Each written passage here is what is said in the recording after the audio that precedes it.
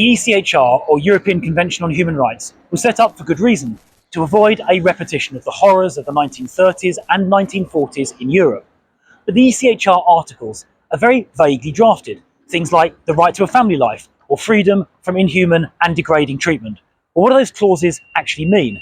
They mean whatever a judge says they mean. Judges in Strasbourg or judges in UK courts, including the Supreme Court here behind me. And ever since 1998, the Human Rights Act has meant those judgments have binding effect in UK law, meaning they can override Parliament and can bind the democratically elected government. Now, over time, judges have adopted ever wider interpretations of those vague ECHR articles. For example, the Strasbourg Court overturned the result of a referendum on climate change in Switzerland. And here in the UK, those interpretations make it very difficult to deport many dangerous foreign criminals. Here are some examples.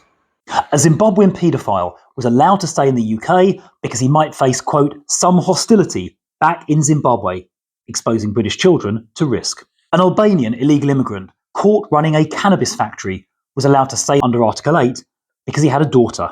A violent Nigerian criminal who had fathered a child and was married to a woman was able to stay in the UK because he suddenly claimed to be gay.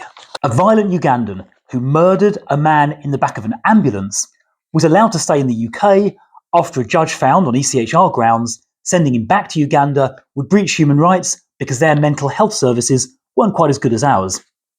A Jamaican man who brutally raped a sleeping woman was allowed to stay in the UK by a judge on human rights grounds because his lawyers successfully argued he was suddenly bisexual and would be exposed to risk in Jamaica.